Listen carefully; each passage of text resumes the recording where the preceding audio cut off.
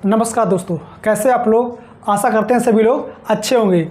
आज का जो टॉपिक है राष्ट्रपति के बारे में मुख्य बिंदु को अच्छे से देखेंगे, क्योंकि राष्ट्रपति से कभी ना कहीं क्वेश्चन एग्जामों में पूछ दिया जाता है और इसलिए राष्ट्रपति को अच्छे से समझेंगे। इसलिए वीडियो को आप सभी लोग पूरा देखिएगा।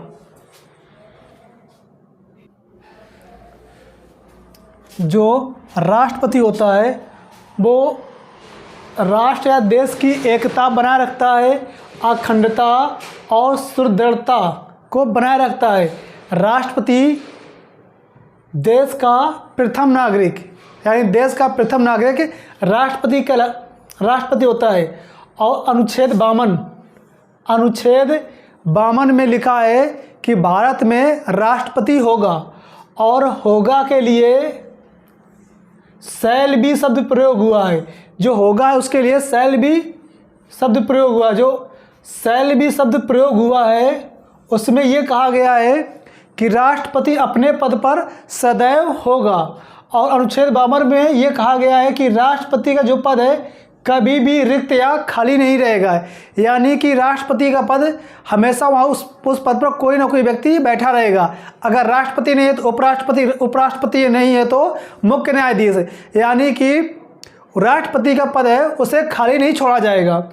इसके बाद अनुच्छेद 53 में कार्यपालिका का वर्णन है।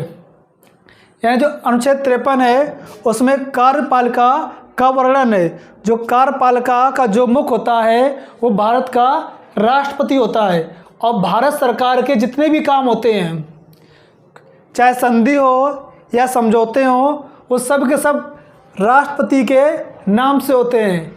इसके बाद अनुच्छेद 57 में राष्ट्रपति की अहर्ताएँ दी गई है। मतलब कोई भी व्यक्ति भारत में कई बार राष्ट्रपति बन सकता है, लेकिन अमेरिका में अधिकतम एक व्यक्ति 2 बार राष्ट्रपति बन सकता है। लेकिन भारत में ऐसा कोई भी बाउंडेशन नहीं है कि एक व्यक्ति कितनी भी बार राष्ट्रपति बन सकता है, क्योंकि जो हमारे डॉक्टर राजेंद्र प्रसाद थे पहले राष्ट्रपति, वो लगातार 2 बार राष्ट्रपति बने थे। और राष्ट्रपति चुनाव के लिए 50 प्रस्तावक और 50 अनुमोदक चाहिए, यानी कि 50 समर्थक होने चाहिए और 50 प्रस्तावक होने चाहिए। और 1997 से पहले ये संख्या 10 प्रस्तावक की और 10 अनुमोदक की थी। 1997 के बाद प्रस्तावक और अनुमोदक की संख्या 50-50 कर दी गई थी।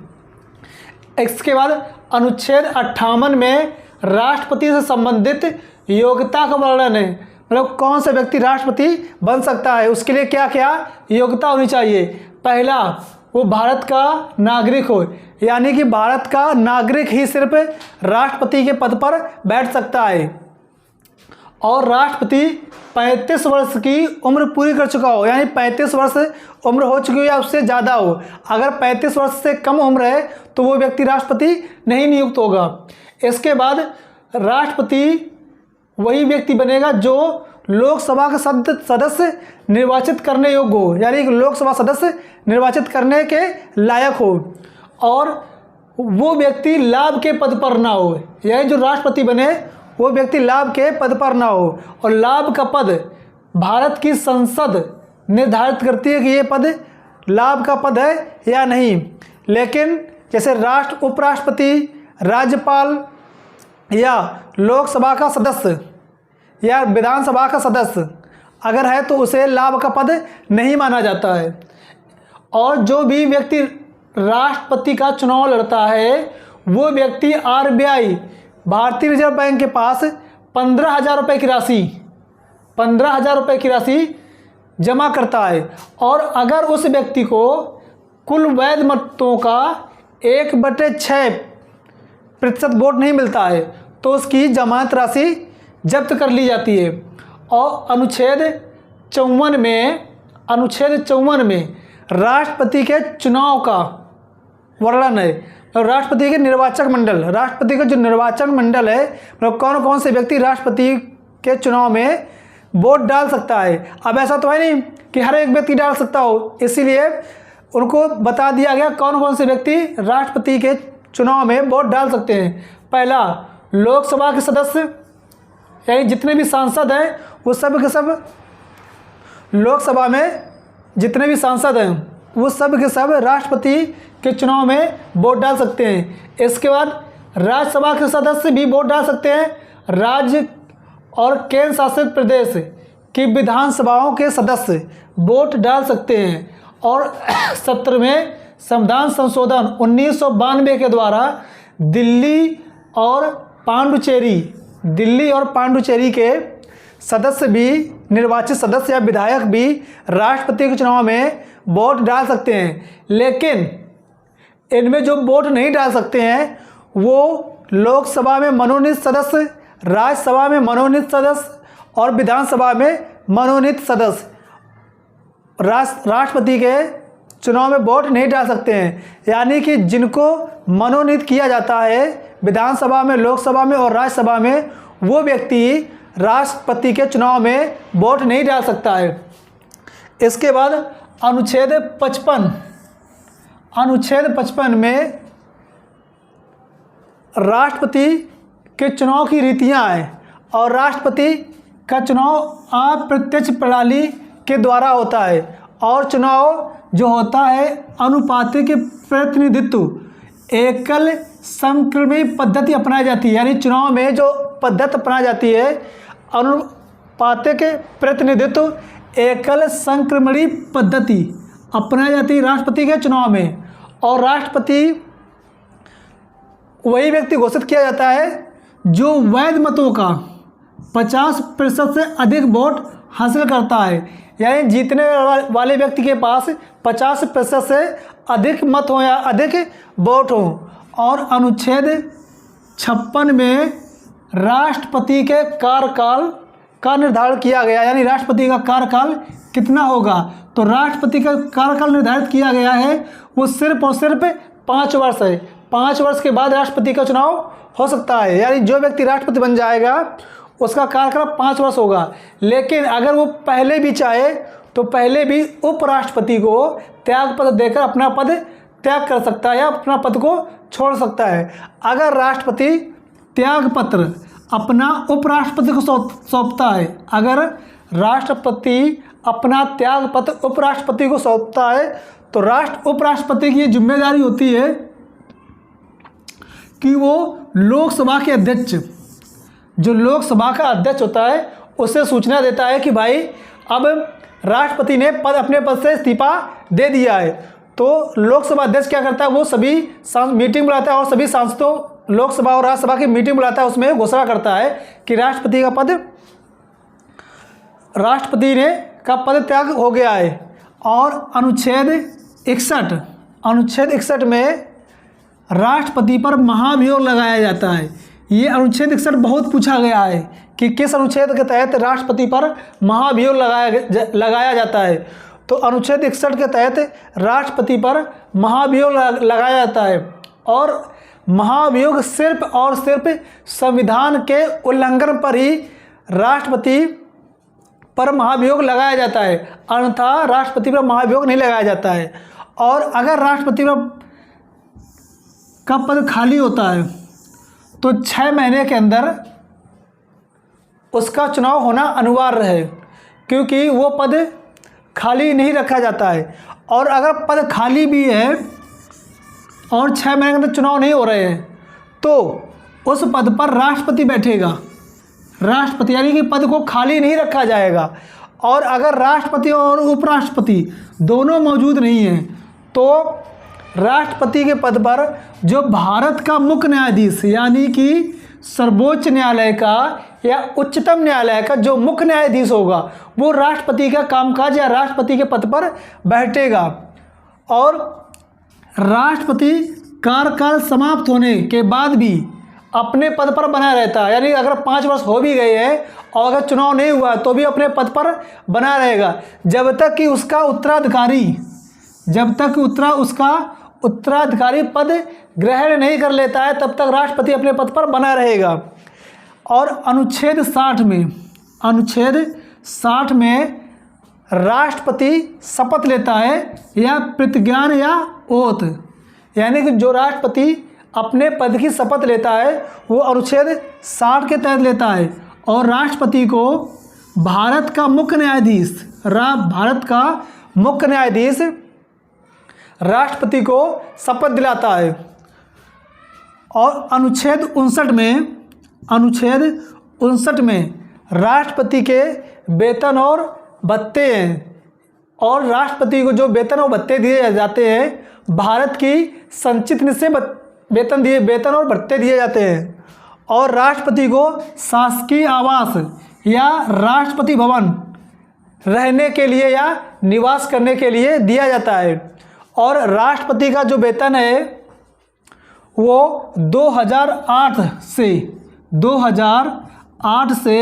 1,50,000 रुपये था। 2008 से राष्ट्रपति का जो वेतन था 1,50,000 था, लेकिन 2018-19 के बजट में राष्ट्रपति का वेतन बढ़ाकर 5 लाख कर दिया गया। यानी कि वर्तमान में जो राष्ट्रपति को वेतन दिया जाता है वो 5 लाख दिया जाता है, 5 लाख रुपए दिया जाता है, 5 लाख रुपए दिया जाता है। और राष्ट्रपति का जो वेतन होता है कर मुक्त होता है, यानी कि राष्ट्रपति के वेतन पे किसी प्रकार का कोई भी टैक्स नहीं लिया जाता है।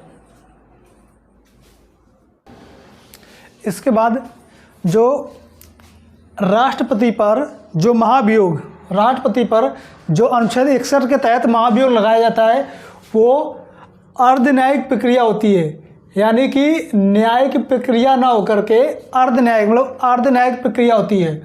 और महाभियोग किसी भी सदन द्वारा लगाया जा सकता है, चाहे तो राज्यसभा द्वारा या लोकसभा द्वारा, निश्चित नहीं है, किसी भी सदन द्वारा लगाया जा सकता है। लेकिन जिस सदन द्वारा महाभियोग लगाया जाता है उसके 1/4 या 25% सदस्यों के हस्ताक्षर होने चाहिए।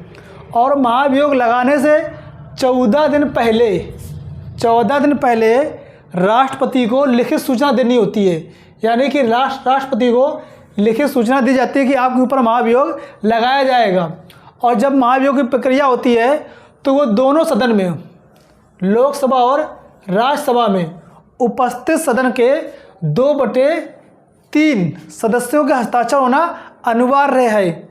और अभी तक के किसी भी राष्ट्रपति पर महाभियोग नहीं लगाया गया है। और राष्ट्रपति जो नियुक्तियां करता है, प्रधानमंत्री की नियुक्ति, प्रधानमंत्री का चुनाव नहीं होता है, प्रधानमंत्री की नियुक्ति की जाती है। क्योंकि जो सांसद चुन के जाते हैं लोकसभा में उन्हीं में से किसी एक व्यक्ति को प्रधानमंत्री बनाया जाता है, तो जिसको पार्टी कहती है उसी व्यक्ति को राष्ट्रपति प्रधानमंत्री नियुक्त कर देता है। तो याद रखना कि प्रधानमंत्री का चुनाव नहीं होता है, प्रधानमंत्री की नियुक्ति की जाती है। और राज्यों के राज्यपाल की नियुक्ति करता है राष्ट्रपति। उच्चतम न्यायालय और उच्चतम न्यायालय और उच्च न्यायालय के न्यायाधीशों की नियुक्ति करता है। भारत के महान्यायवादी की नियुक्ति करता है। नियंत्रक और महालेखा परीक्षक एक ही पद है, इसकी भी नियुक्ति राष्ट्रपति करता है। और संघ लोक सेवा आयोग के अध्यक्ष और निर्वाचन आयोग या चुनाव आयोग के अध्यक्ष की नियुक्ति राष्ट्रपति करता है।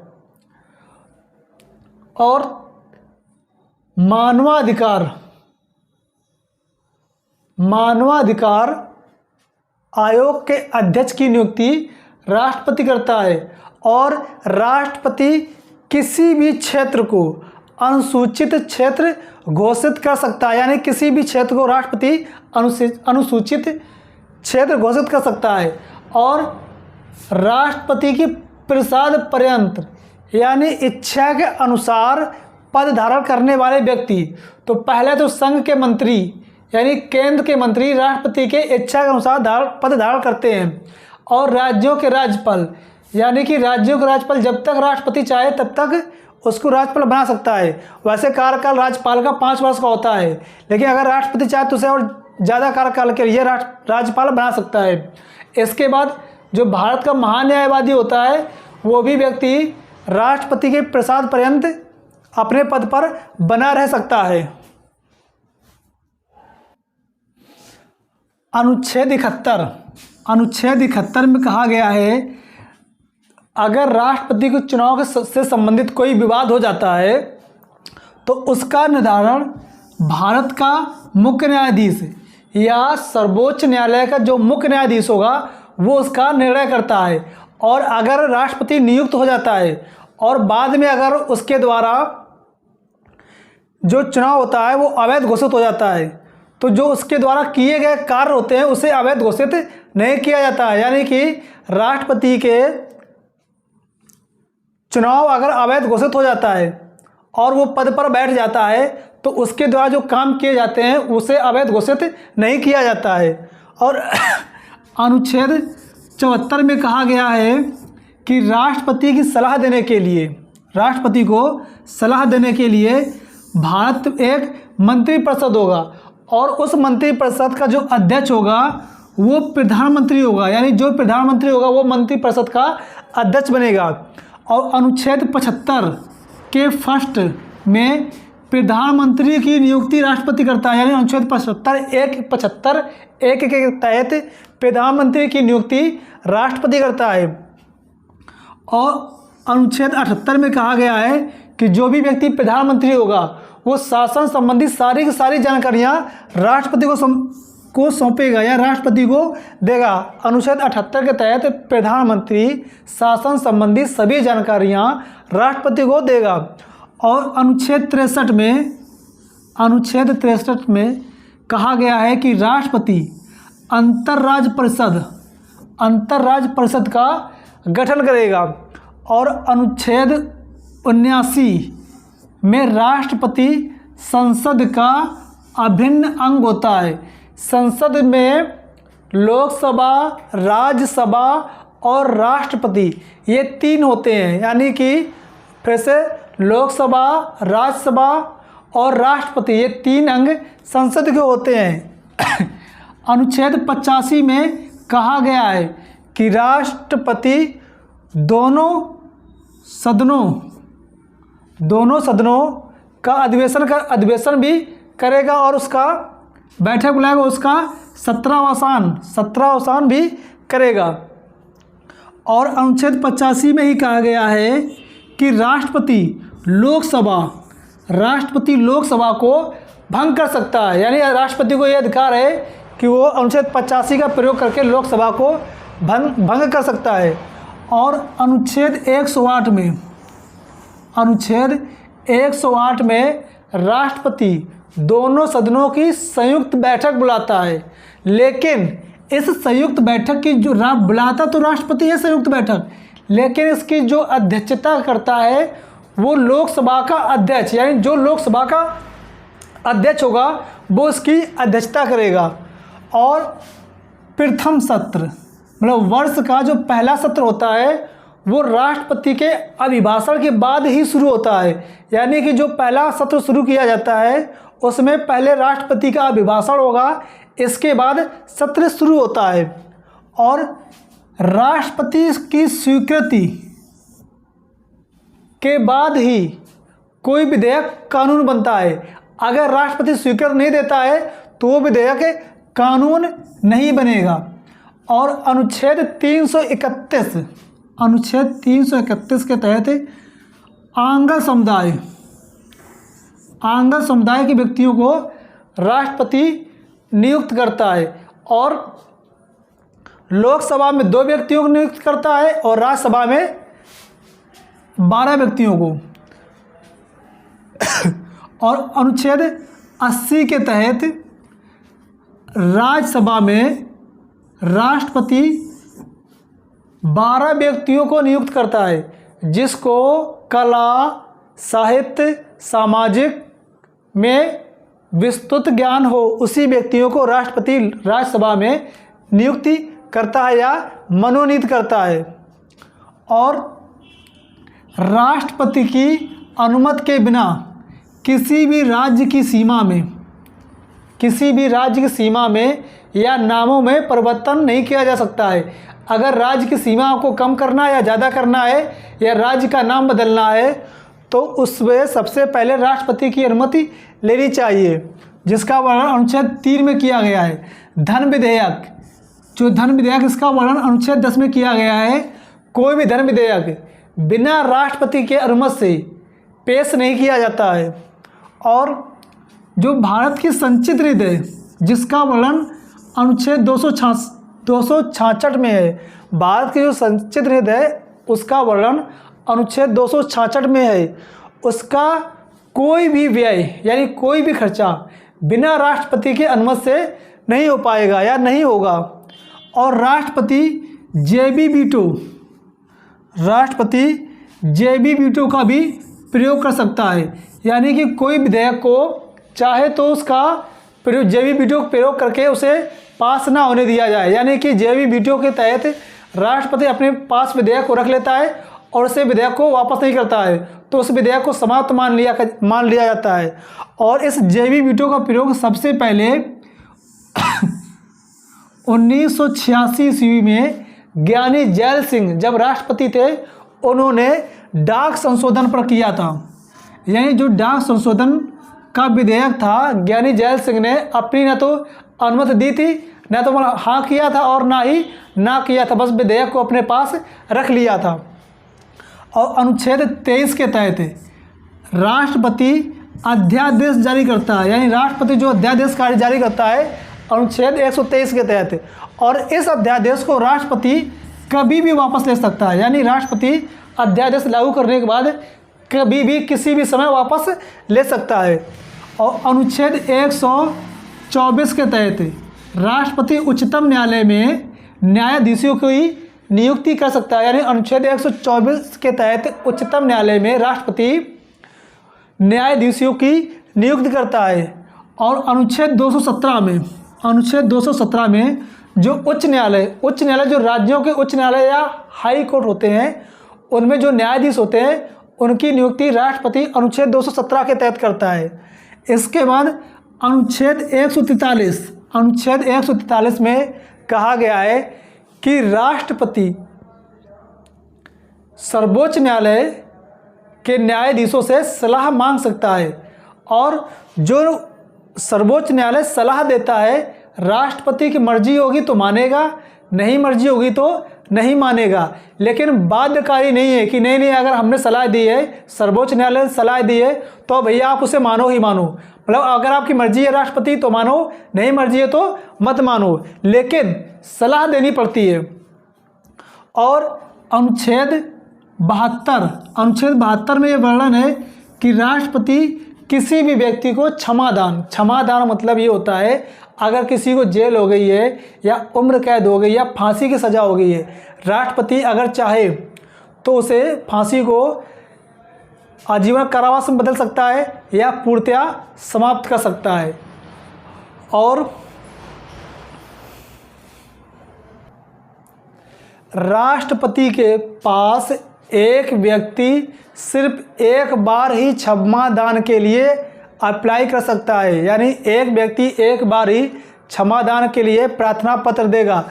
अगर राष्ट्रपति ने उसे मना कर दिया तो दोबारा वो व्यक्ति क्षमादान के लिए प्रार्थना पत्र नहीं दाखिल कर सकता है।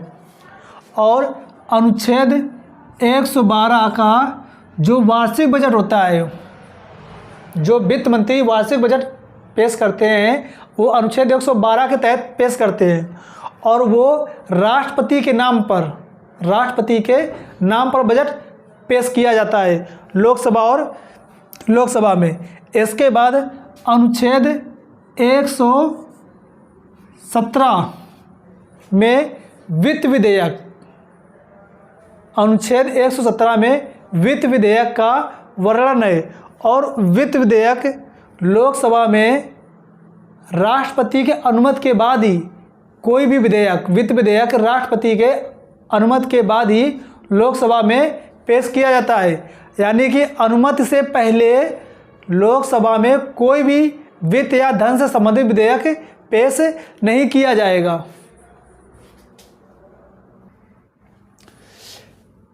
इसके बाद अनुच्छेद 267 की में आकस्मिक निधि का वर्णन है। आकस्मिक निधि, जो ये आकस्मिक निधि है इस पर राष्ट्रपति का पूर्ण नियंत्रण होता है, और राष्ट्रपति इस निधि से किसी को भी राज्य को सहायता राशि दे सकता है।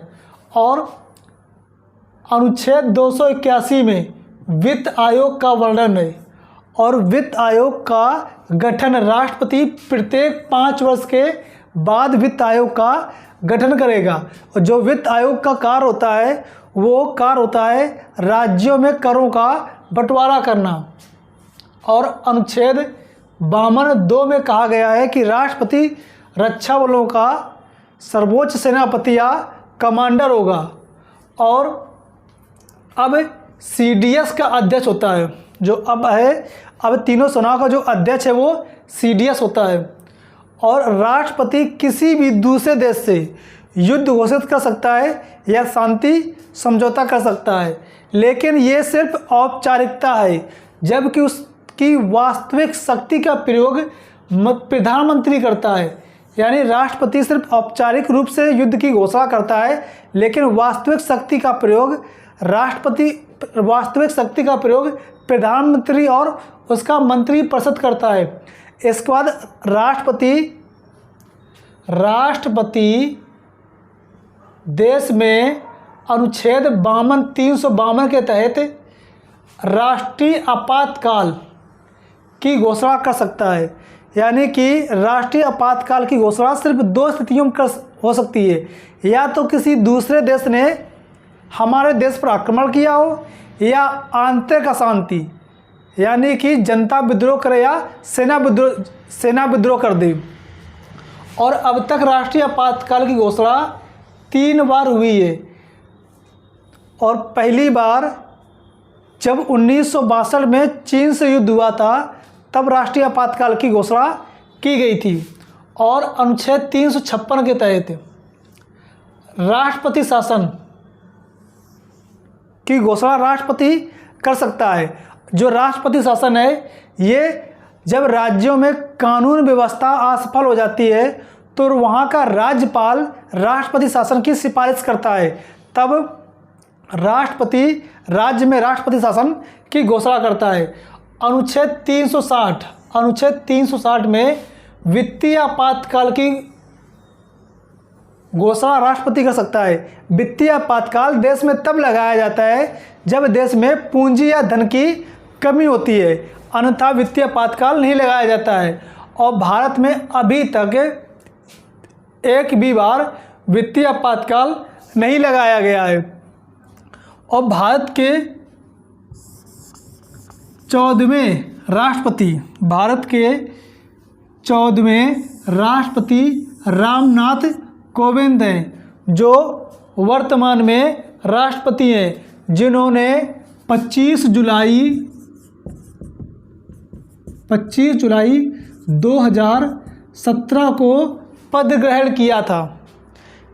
और भारत की 12वीं राष्ट्रपति प्रतिभा पाटिल थी, और भारत की पहली महिला राष्ट्रपति भी प्रतिभा पाटिल थी। और प्रतिभा पाटिल एक टेनिस खिलाड़ी थी। 1969 में जब राष्ट्रपति का चुनाव हुआ तो अंतःकरण की आवाज़ पर खुला मतदान हुआ और उसमें वीवी गिरी निर्दलीय प्रत्याशी थे। और इन्होंने नीलम संजीव रेड्डी जो कांग्रेस के अध्यक्ष थे उनको चुनाव में हरा दिया। और इनके काल में जब वीवी गिरी राष्ट्रपति बने या चुनाव जीते तो द्वितीय मत्र या दूसरे चक्र की मतगणना की गई थी। और अब तक के सबसे कम वोटों के अंतर से यानी 50.2% से ये वीवी गिरी जीते थे। और नीलम संजीव रेड्डी अब तक के ऐसे राष्ट्रपति हुए जो एक बार तो चुनाव हार गए राष्ट्रपति का, लेकिन दूसरी बार निर्विरोध चुने गए। निर्विरोध का मतलब है विपक्ष में कोई दूसरा कैंडिडेट या दूसरा कोई उम्मीदवार नहीं खड़ा हुआ।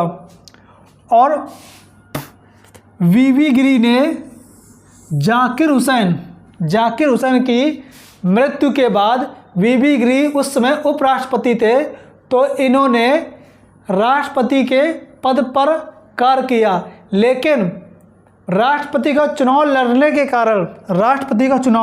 लड़ने के कारण वीवी गिरी ने राष्ट्रपति के पद से इस्तीफा दे दिया।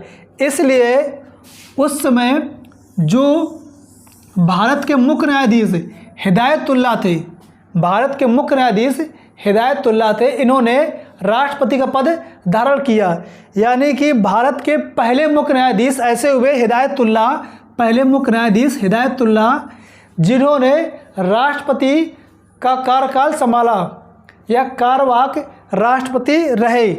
और डॉक्टर राजेंद्र प्रसाद भारत के पहले राष्ट्रपति थे और अब तक का सबसे लंबा कार्यकाल डॉक्टर राजेंद्र प्रसाद का ही था। और डॉक्टर राजेंद्र प्रसाद को संविधान सभा ने अंतरिम राष्ट्रपति नियुक्त किया था, यानी कि जब तक जीवित है तब तक उनके अलावा कोई दूसरा राष्ट्रपति नहीं बनेगा। और जाकिर हुसैन सबसे कम समय के लिए राष्ट्रपति घोषित हुए, या सबसे कम समय के लिए राष्ट्रपति बनाए गए। 1 वर्ष और 11 दिन, यानी इन्होंने 1 वर्ष और 11 दिन तक कार्यकाल किया। तो आशा करते हैं आप सभी लोगों को वीडियो पसंद आया होगा, इसलिए वीडियो को लाइक और सब्सक्राइब करें और अपने दोस्तों को भी शेयर करें। कल फिर मिलते हैं नए टॉपिक के साथ। नमस्कार दोस्तों।